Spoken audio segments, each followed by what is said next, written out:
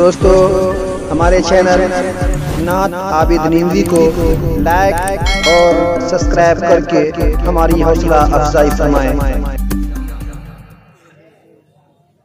بیان کرنے کے لیے کہا، اس واقعے کو میں پہلے کئی مرتبہ بیان کر چکا ہوں، حکم ہوا ہے میں اس کو بیان اس نیت سے کر رہا ہوں۔ ایک بڑا مجمع ہے، آپ کی نگاہوں میں اس واقعے کو سننے کے بعد مدرسے کی اہمیت، یہ مدرسے جہاں قرآن کریم کی تعلیم ہو رہی ہے، ان مدرسوں کی اہمیت، اور وہ ہماری مائیں جو اپنے بچوں کو مدرسے میں پڑھنے کے لیے بھیجتی ہیں، ان ماؤں کا مقام، اگر میری یہ تقریر، اگر یہ آواز ان تک کے بھی پہنچ رہی ہے تو توجہ کے ساتھ سنیں۔ حضرت بایزید بسطامی رحمۃ اللہ علیہ، بہت مشہور واقعہ ہے، جب ان کی عمر 5 سال تھی۔ کتنی عمر تھی؟ 5 سال تقریباً۔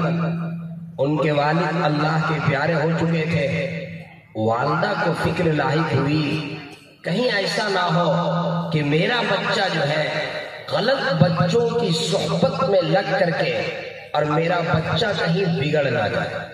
ان کی والدہ کو کسی نے بتایا کہ فلاں گاؤں کے اندر ایک مدرسہ چلتا ہے، ایک اہل اللہ مدرسے کو چلاتا ہے، آپ اپنے بچے کو اس گاؤں کے اس مدرسے میں داخل کر دیں، وہاں آپ کے بچے کی صحیح تعلیم اور صحیح تربیت ہو جائے گی۔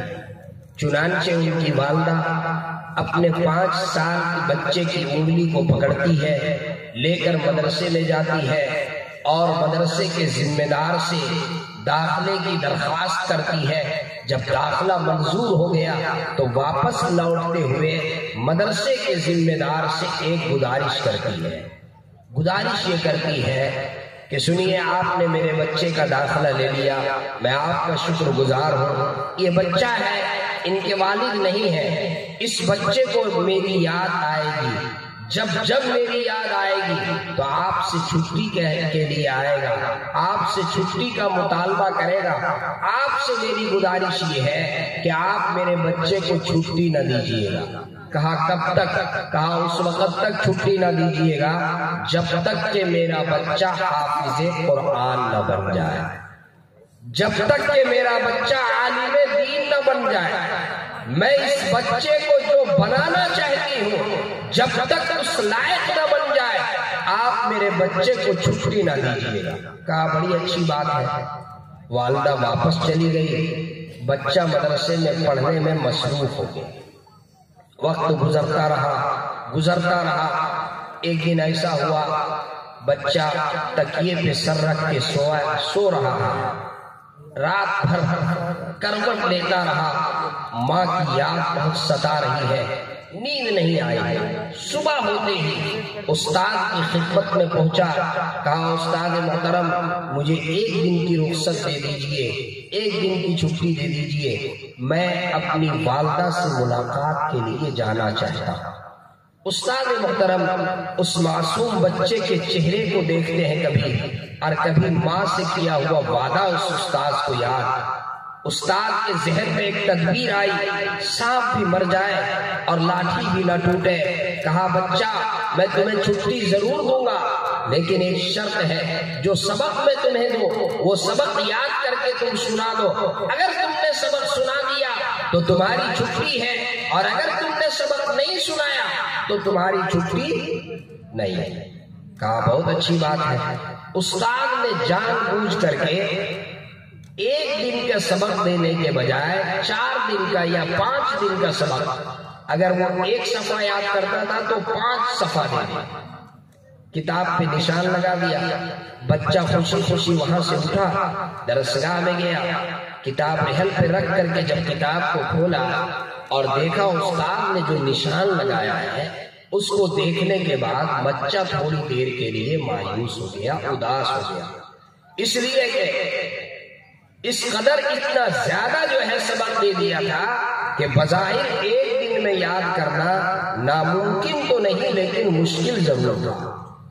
بچے کو ماں کی بات یاد آئی، ماں کسی موقع پر بچے کے سامنے یہ کہہ رہی تھی کہ بیٹا جب تمہیں کوئی پریشانی ہو، جب تمہارے سامنے کوئی مشکل معاملہ ہو تو اللہ رب العزت کے سامنے ہاتھ پھیلانا، اللہ سے مانگنا۔ بچہ کتاب رحم پہ رکھتا ہے، اپنا ہاتھ یوں اٹھاتا ہے، اللہ کے سامنے دعا کرتا ہے، اے اللہ استاد نے جو سبق دیا ہے، اے اللہ تو خوب جانتا ہے، اس سبق کا ایک دن میں یاد کرنا ناممکن تو نہیں پر مشکل ضرور ہے، لیکن اے اللہ اگر تو چاہ لے تو کوئی مشکل نہیں، اگر تو چاہ لے تو کوئی مشکل نہیں۔ یہ کہہ کر سبق یاد کرنا شروع کیا، سبق یاد ہو گیا۔ استاد کی خدمت میں پہنچا، کہا استاد محترم سبق سن لیجیے۔ استاد نے تعجب سے پوچھا بیٹا سبق یاد ہو گیا؟ کہا ہاں یاد ہو گیا۔ کہا سنا۔ سنانا شروع کیا، ازبر سنا دیا، کہیں نہیں اٹکا۔ استاد اپنی انگلی دانت میں دبا کر رہ گئے۔ کہا بیٹا پہلے وعدہ کر چکے تھے کہ اگر سبق سنا دیا تو تمہاری چھٹی ہے۔ کہا کہ اب تمہاری چھٹی ہے، جاؤ جاؤ۔ بچہ خوشی خوشی مدرسے سے نکلا، دل میں یہ آرزو لیے ہوئے، یہ تمنا، یہ خواہش لیے ہوئے گھر جاؤں گا، میری والدہ مجھے گود میں اٹھا لے گی، میری والدہ مجھے میری پیشانی کو چوم لے گی، میری والدہ مجھے مٹھائی بھی دے گی، میری والدہ مجھے پیار بھی کرے گی، مجھے کھانا بھی کھلائے گی، اور ڈھیر ساری دعائیں دے کر کے اور میری والدہ مجھ کو رخصت کرے گی۔ ان ساری آرزوؤں کے ساتھ، ان ساری تمناؤں کے ساتھ بچہ کھیت کھلیان کے راستے کو طے کرتا ہوا گھر پہنچا۔ دروازے پہ دستک دی، اندر سے کنڈا بند تھا۔ آواز آئی کون؟ کہا امی جان، آپ کا لخت جگر، آپ کا نور نظر بایزید۔ اندر سے جواب ملا، کون بایزید؟ میرا بایزید تو اس وقت میرے گھر آئے گا جب حافظ قرآن ہو جائے گا، جب عالم دین ہو جائے گا، ابھی آنے والا میرا بایزید نہیں ہو سکتا۔ گھنٹوں بچہ گھر کے دروازے پر کھڑا رہا، سسکتا رہا، روتا رہا، ماں کی نظر شفقت پانے کے لیے گھنٹوں اس کی نگاہیں ترستی رہی، لیکن اندر سے دروازہ نہیں کھلا۔ بچہ یہ سمجھ گیا کہ ماں نہیں چاہتی کہ میرا دھیان تعلیم سے تقسیم ہو، اس لیے بغیر ملاقات کیے ہوئے گھنٹوں دروازے پہ کھڑا رہنے کے بعد بچہ واپس مدرسے میں آیا۔ جب مدرسے کے صحن کے اندر بچہ داخل ہوا، استاد کی نگاہ اس کے اوپر پڑی۔ استاد نے دور سے پکارا، بیٹا بایزید کیا تم گھر نہیں گئے؟ گھر نہیں گئے؟ بایزید کی آنکھوں میں آنسو آ گئے۔ استاد بچے کے لیے مدرسے میں باپ کی حیثیت رکھتا ہے، باپ کے طرح سے بچوں کی تربیت، باپ کے طرح سے بچوں کے ساتھ شفقت کا معاملہ ایک استاد کرتا ہے۔ جب بایزید کی آنکھوں میں آنسو دیکھا تو استاد نے ان کو اپنے سینے سے لگایا اور اس کو گود میں اٹھایا اور کہا کہ بیٹا میں نے تو تم کو چھٹی دے دی تھی، تم گھر کیوں نہیں گئے؟ کہا استاد محترم میں گھر ضرور گیا، میں گھر گیا اور گھنٹوں دروازے پہ کھڑا رہا، روتا رہا، بلکتا رہا، ماں کی نظر شفقت پانے کے لیے میری نگاہیں ترستی رہی، لیکن میری ماں نے یہ کہہ کر دروازہ کھولنے سے انکار کر دیا کہ میرا بیٹا اس وقت میرے گھر آئے گا جب حافظ قرآن بن جائے گا، عالم دین بن جائے گا۔ میں سمجھ گیا کہ میری والدہ نہیں چاہتی کہ میرا دھیان تعلیم سے تقسیم ہو، اس لیے پھر بغیر والدہ سے ملاقات کیے بغیر واپس مدرسے میں آیا۔ میرے دوستو ذرا توجہ سے سنیے، اس کے بعد بچے نے جو بات کہی، عجیب بات، بچے نے کہا استاد محترم میری آپ سے ایک گزارش ہے، آپ میرے حق میں 2 دعا فرما دیں۔ کتنی دعا؟ 2 دعا۔ استاد محترم جب بھی آپ کا ہاتھ دعا کے لیے اٹھے تو میرے حق میں یہ 2 دعائیں ضرور فرما دیں۔ پہلی دعا آپ میرے حق میں یہ فرما دیں کہ میری والدہ مجھ کو جو بنانا چاہتی ہے وہ میں بن جاؤں۔ پہلی دعا یہ فرما دیں میری والدہ مجھ کو جو بنانا چاہتی ہے وہ میں بن جاؤں۔ اور میرے استاد محترم میرے والد نہیں ہیں، میری والدہ مزدوری کر کے دوسرے کے ہاں برتن مل کر گزارا کرتی ہے، کہیں ایسا نہ ہو میری والدہ مجھ کو حافظ بنانا چاہتی ہے، عالم بنانا چاہتی ہے۔ ظاہر سی بات ہے حافظ عالم بننے میں ایک عرصہ درکار ہے، ایک لمبی مدت کی ضرورت پڑے گی۔ کہیں ایسا نہ ہو کہ میں پڑھنے میں مصروف رہوں اور میری والدہ کی عمر وفا نہ کرے، اور جب میں حافظ عالم بن کر گھر جاؤں تو میری والدہ مجھ کو دیکھ نہ سکے۔ اس لیے دوسری دعا یہ فرما دے کہ اللہ میری والدہ کی عمر میں اتنی برکت دے دے کہ جب میں حافظ بن کر کے عالم بن کر کے اپنا گھر جاؤں تو میری والدہ مجھ کو دیکھ سکے، میری والدہ مجھ کو دیکھ سکے۔ کہا ٹھیک ہے بیٹا۔ وقت گزرتا رہا۔ جب بایزید بستامی رحمت اللہ علیہ کی عمر 21 سال ہوئی، کتنے سال کی عمر میں داخلہ ہوا تھا؟ 5 سال کی عمر میں 21 سال عمر، یعنی 16 سال مسلسل بلا ناغہ مدرسے میں گزرا۔ 21 سال جب عمر ہوئی، ایک روز ان کے استاد محترم تہجد کی نماز پڑھ کر کے لیٹے تھے۔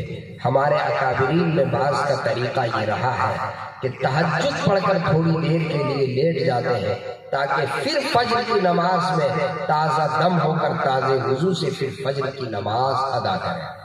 تہجد کی نماز پڑھ کر کے لیٹے تھے، اچانک آنکھ لگی اور خواب میں شہر اولاد شہنشاہ کونین جناب محمد رسول اللہ صلی اللہ علیہ وسلم کی زیارت، خواب میں آقا کی زیارت۔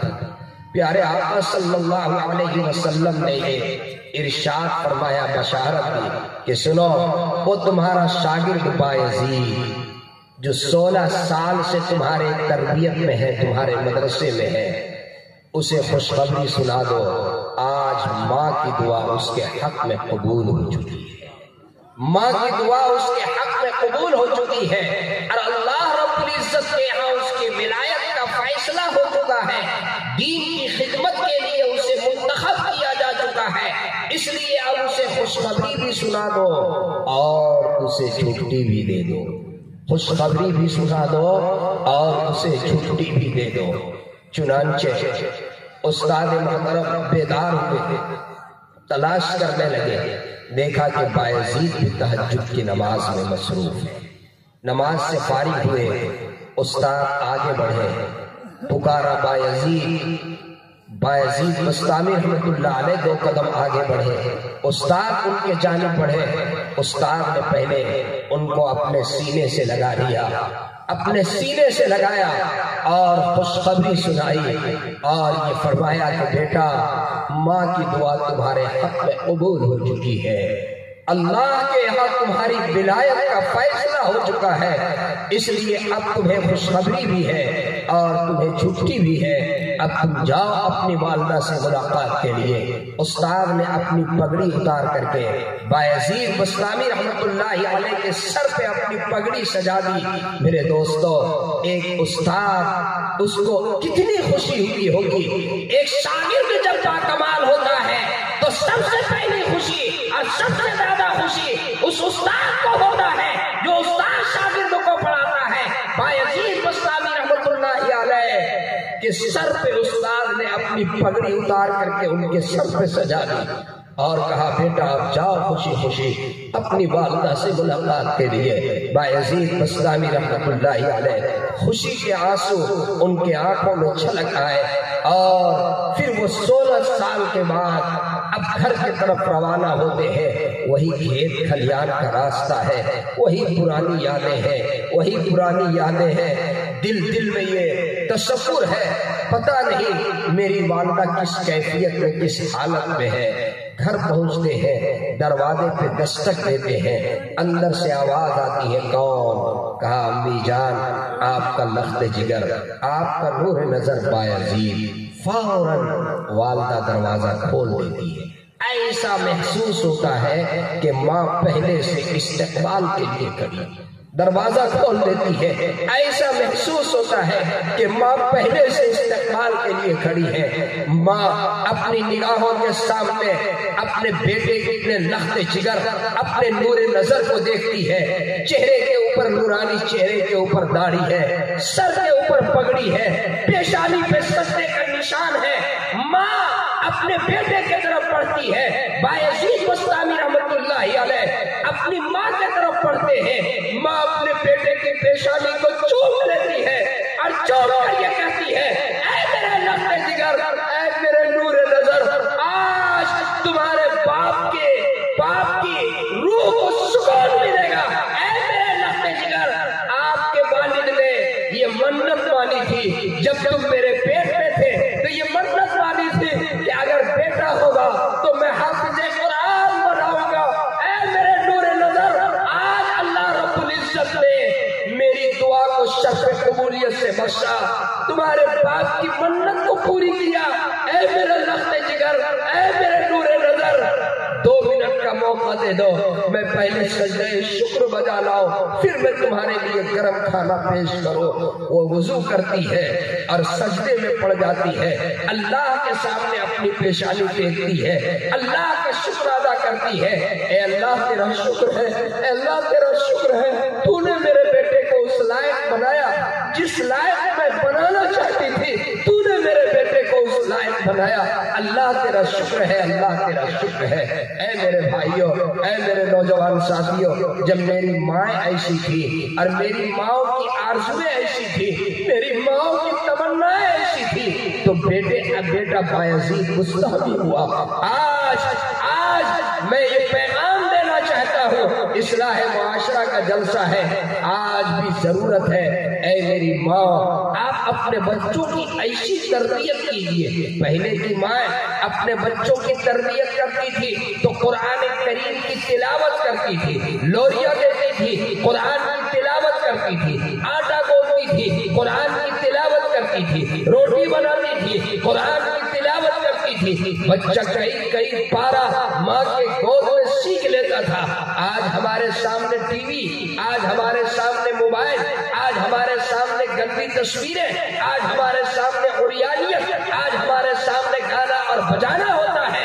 میں جاننا چاہتا ہوں، جس بچے کے سامنے ٹی وی آن ہو، جس بچے کے سامنے گانا بجانا، جس بچے کے سامنے عریانیت، جس بچے کے سامنے فحاشی، وہ بچہ بایزید بنے گا، وہ بچہ قطب الدین بختیار کاکی بنے گا، وہ بچہ خواجہ اجمیری بنے گا، وہ بچہ نظام الدین اولیاء بنے گا، وہ بچہ شیخ الحدیث بنے گا، وہ بچہ شیخ التفسیر بنے گا۔ نہیں میرے دوستو، آپ اپنے انداز تربیت کو بدلیے۔ میری ماں اور بہنوں، آپ اپنے بچوں کی صحیح تربیت کیجیے، اپنے بچوں کی صحیح تربیت کیجیے۔ میں پوری ذمہ داری کے ساتھ یہ پیغام دے کر کے آپ سے رخصت ہونا چاہتا ہوں۔ ایمان اور اسلام کی حفاظت کی فکر کیجیے۔ آنے والی نسلوں میں ایمان کا تحفظ کیسے ہو، آنے والی نسلوں میں دین کا تحفظ کیسے ہو، آنے والی نسلوں میں ایمان کیسے باقی رہے۔ میں بڑی ذمہ داری سے کہتا ہوں، بڑی ذمہ داری سے کہتا ہوں، صدر محترم کی موجودگی میں کہتا ہوں، علماء کی موجودگی میں کہتا ہوں، ایمان اور دین اور اسلام کی حفاظت کے قلعے یہی مدرسے ہیں، یہی مکاتب ہیں۔ انہی مکاتب سے ایمان محفوظ رہے گا، انہی مکاتب سے اسلام کا تحفظ ہے، انہی مکاتب سے ہماری آنے والی نسلوں میں ایمان اور اسلام کی بقا ہے۔ اگر یہ مکاتب نہ ہوتے، اگر یہ مدارس نہ ہو، آج ہمارے سروں کے اوپر جو ٹوپیاں نظر آ رہی ہیں، یہ مدارس کا دین ہے۔ ہمارے چہروں کے اوپر جو داڑھیاں نظر آ رہی ہیں، یہ مدارس کا دین ہے۔ ہمارے مسجدوں کے جو گنبد و مینار نظر آ رہے ہیں، یہ مدارس کا دین ہے۔ ہمارا اسلامی ڈریس جو نظر آ رہا ہے، یہ مدارس کا دین ہے۔ یہ مدرسے نہ ہوتے، ہمارے سروں کے اوپر ٹوپیاں نہ ہوتی، یہ مدرسے نہ ہوتے، ہمارے چہروں پر داڑھیاں نہ ہوتی، یہ مدرسے نہ ہوتے، ہماری پیشانیوں پہ سجدے کا نشان نہ ہوتا، یہ مدرسے نہ ہوتے، ہماری اسلامی شناخت نہ ہوتی، ہماری تہذیب نہ ہوتی، ہمارا کلچر نہ ہوتا، ہماری اسلامی ثقافت نہ ہوتی۔ قسم خدا کی، یہ مدرسے رحمت کا دین ہے۔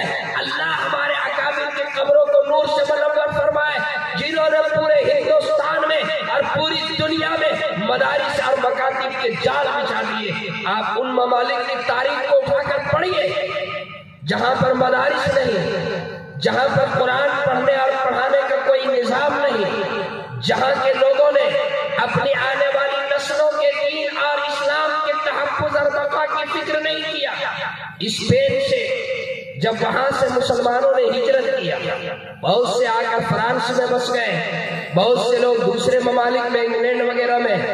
فرانس کی تاریخ اٹھا کر کے دیکھ لیجئے، آپ کو معلوم ہوگا وہاں پر انہوں نے اپنے آنے والی نسلوں کے لیے قرآن کی تعلیم کا کوئی نظام نہیں بنایا، مکاتب نہیں قائم کیے، مدارس نہیں قائم کیے۔ آج وہاں کے مسلمانوں کا حال کیا ہے؟ وہ خنزیر بھی کھا رہے ہیں، شراب بھی پی رہے ہیں۔ وہاں کے مسلمانوں کا حال کیا ہے؟ چونکہ آنے والی نسلوں کے لیے انہوں نے کوئی انتظام نہیں کیا، آج وہاں کے مسلمانوں کا اتنا برا حال ہے۔ آپ دوسرے ممالک میں، یورپ کے دوسرے ممالک میں جائیے، انگلینڈ وغیرہ میں، آج بھی الحمدللہ ہمارے ہندوستان سے ہمارے اکابر علماء قرآن کریم کی تفسیر بیان کرنے کے لیے انگلینڈ جاتے ہیں۔ وہاں کا نظام جو وہاں مسلمان بستے ہیں بتاتے ہیں کہ وہاں کے مسلمانوں نے ایسا نظام بنایا، الحمدللہ وہاں کا بچہ صبح جب سو کر اٹھتا ہے تو بچے کے ہاتھ میں قرآن ہوتا ہے۔ پہلے بچہ 1 گھنٹے کے لیے یا 2 گھنٹے کے لیے مکتب جاتا ہے، اور پھر 1 یا 2 گھنٹے کے بعد بچہ گاڑی میں بیٹھ کر کے اور اسکول جاتا ہے، اسکول سے آتا ہے، پھر بچہ 1 گھنٹے کے لیے مکتب یا مدرسہ جاتا ہے۔ میں بڑی ذمہ داری سے کہتا ہوں، وہ بچہ جو اسکول جانے سے پہلے جس کے ہاتھ میں قرآن ہو اور اسکول سے آنے کے بعد جس بچے کے ہاتھ میں قرآن ہوگا، وہ بچہ کبھی مرتد نہیں ہو سکتا ہے، وہ بچہ کبھی بددین نہیں ہو سکتا ہے۔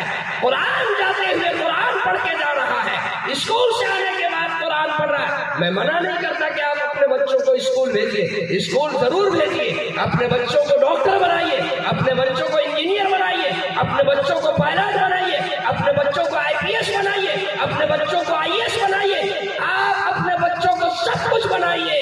آج ضرورت ہے، وقت کا تقاضا ہے، حالات ہے، لیکن پہلے اپنے بچوں کو مسلمان بنائیے، پہلے اپنے بچوں کو قرآن پڑھائیے، پہلے اپنے بچوں کو دین کی تعلیم سے آراستہ کیجیے۔ اسکول جانے سے پہلے بچے کو مکتب بھیجیے، اسکول سے آنے کے بعد بچے کو مکتب بھیجیے۔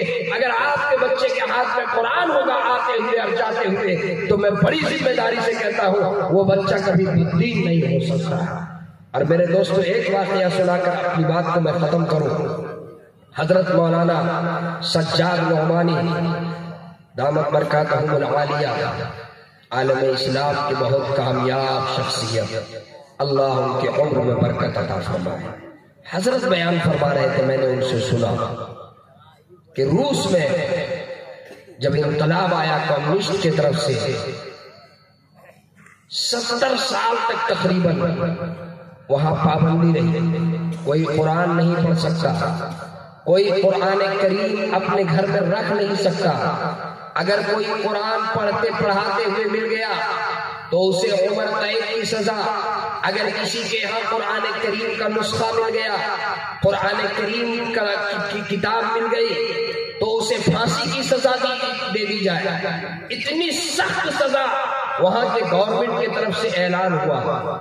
اس دوران 60-70 سال پابندی کے زمانے کے بعد وہاں کی ایک جماعت ہندوستان ہے، وہاں کی ایک جماعت نظام الدین مرکز، حضرت مولانا کہتے ہیں کہ اس زمانے میں جو حضرت مولانا انعام الحسن صاحب رحمت اللہ علیہ جو نظام الدین کے حضرت تھے، امیر تھے، ذمہ دار تھے، حضرت نے مولانا سے فرمایا کہ آپ اس جماعت کا ترجمان بن کر کے آپ انہیں دارالعلوم لے کر کے جائیے، آپ ان کو مظاہر علوم لے کر کے جائیے اور ہندوستان کے بڑے بڑے اداروں کا معائنہ کروائیے۔